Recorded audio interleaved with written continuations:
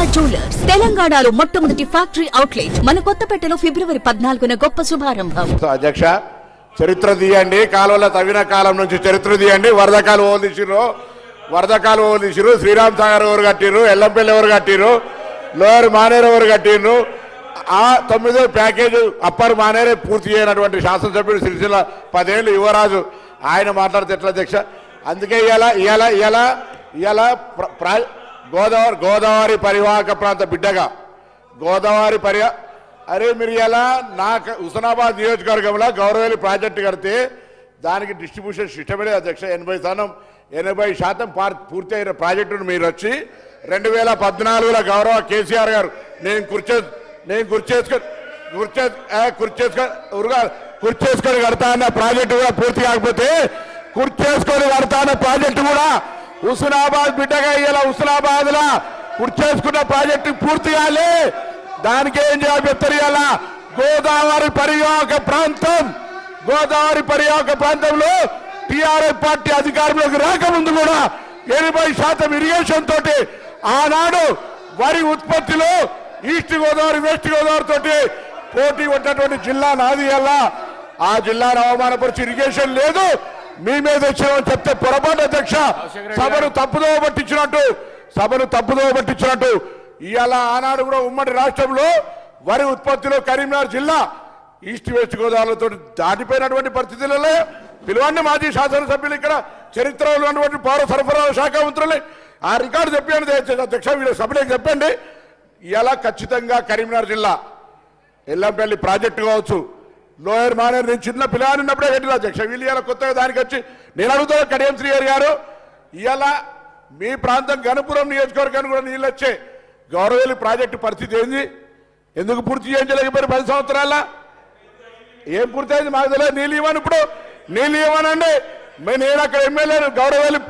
Gouravelli project పూర్తయిందంటే ఎందుకు నీళ్ళు ఇస్తలేరు అని అడుగుతాను. ఇలా నేను కాలువలు ఎక్కడున్నాయి రండి, మీరు ఒక సభ కమిటీని సంఘాన్ని రమ్మని ప్రత్యక్ష అబద్ధం వాళ్ళు చెప్తున్నా నేను చెప్తున్నా తెలుసా అధ్యక్ష? ట్యాంక్ బండ పూర్తయింది, దాన్ని నింపు, కానీ కాలువలే లేవు. ఇట్లా వాళ్ళు ఏం పడతారు తప్పుడు సమాచారంగా కాలువలే లేవు, కాంగ్రెస్ హయాంలో నీళ్ళే లేవు అని మాట్లాడితే ఎట్లా అధ్యక్ష? తుమ్మలు మొలిసినాయి.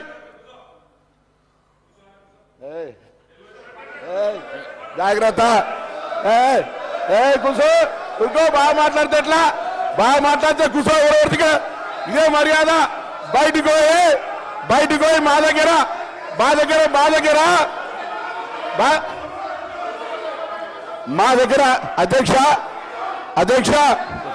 అధ్యక్ష నేను వాళ్ళు భయపెట్టిస్తే భయపెట్టారు కాదు. కూర్చో అంటే కూర్చోమనడానికి ఏం కాదు, నేను పాలేరు కాదు. వాళ్ళు కూర్చో అనగానే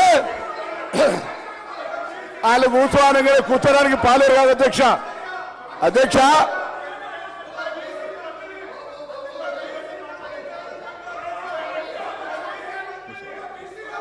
అధ్యక్ష నన్ను కూర్చో అనగానే భయపెట్టారు కాదు. అదే కరీంనగర్ సార్ ఒక మాజీ మంత్రి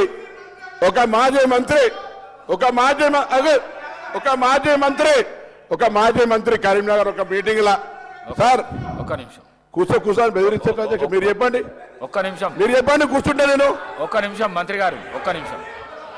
గౌరవ కేటీఆర్ గారు కూర్చోండి సార్.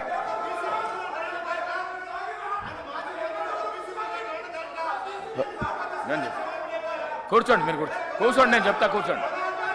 ఒక్క నిమిషం కూర్చోండి సార్. బెదిరించేది కూర్చోండి, ఒక్క నిమిషం.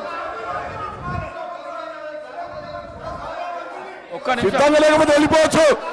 సిద్ధంగా లేకపోతే అయ్యా ఎవరికైనా వినడానికి ఇష్టం లేకపోతే భార్య పిల్లల్ని చంపుకుంటా ఓట్లు వేయకపోతే అని అడిగిన వాళ్ళు ఇక్కడ అవసరం లే, పోవచ్చు. వాళ్ళకే ఇక్కడ ఉండాల్సిన అవసరం లేదు. ఓట్లు వేయకపోతే భార్య పిల్లలతోటి శవయాత్ర చూడాల్సి వస్తుంది మాట్లాడితే ఎట్లా అధ్యక్ష? శవయాత్ర ఓట్లు వేయకపోతే భార్య పిల్లలతో శవయాత్ర చూడాలన్నది కూడా ఇక్కడ మాట్లాడితే ఎట్లా అధ్యక్ష? వాళ్ళు కూడా మాట్లాడితే ఎట్లా అధ్యక్ష? వాళ్ళు కూడా ఆఖరికి సానుభూతి 12 ఏళ్ళ పాప అధ్యక్ష, 12 ఏళ్ళ పాపతోటి నేను చనిపోతాం మీరు ఓటేకపోతా అంటే ఇది ఏం అధ్యక్ష? వాళ్ళు కూడా ఇక్కడ మాట్లాడితే ఎట్లా అధ్యక్ష? దయచేసి సభ్యులు మొన్న గవర్నర్ గారు కూడా చెప్తా కూర్చోండి. రాజకీయాలు బ్లాక్ మెయిల్ గా అవుతున్నారు అధ్యక్ష. అటువంటి వాళ్ళు మాట్లాడితే ఎట్లా అధ్యక్ష? నన్ను కూర్చోమంటారా వాళ్ళు? ఏం నైతికత, ఏం నైతికత ఉన్నది ఇలా? ప్లీజ్ ఓట్లు వేసుకుంటే 12 ఏళ్ల పాప ఆమె మానసిక పరిస్థితి ఏం కావాలి అధ్యక్ష? అటువంటి వాళ్ళు ఇలా మేము ఓట్లు వేయకపోతే ఆత్మహత్య చేసుకొని మేము ఇలా శివయాత్ర చేయాల్సి వస్తుంది బ్లాక్ మెయిల్ చేసుకున్న వాళ్ళు ఇలా మాట్లాడుతున్నారు అధ్యక్ష. అందుకే దయచేసి మళ్ళొక్కసారి కూడా కరీంనగర్ సంబంధించి కరీంనగర్ బిడ్డగా ఇరిగేషన్ ప్రాజెక్టులు ఉమ్మడి రాష్ట్రంలో కూడా అభివృద్ధి జరిగింది. దాని తర్వాత కాంగ్రెస్ పార్టీ చేసింది. మేమందరం కూడా వరద కాలువలు చేసింది అధ్యక్ష, శ్రీరామ్ సాగర్ ప్రాజెక్ట్ నీళ్ళెక్కాయి అధ్యక్ష, లోయర్ మానేరు ఎవరు కట్టిన అధ్యక్ష, ఎల్లంపల్లి ఎవరు కట్టిన అధ్యక్ష. దాని మీద చెప్పకుండా ఏది పడుతుందో చెప్తే ఇవాళ మీరు చెప్పిన గౌరవాలు కాలే.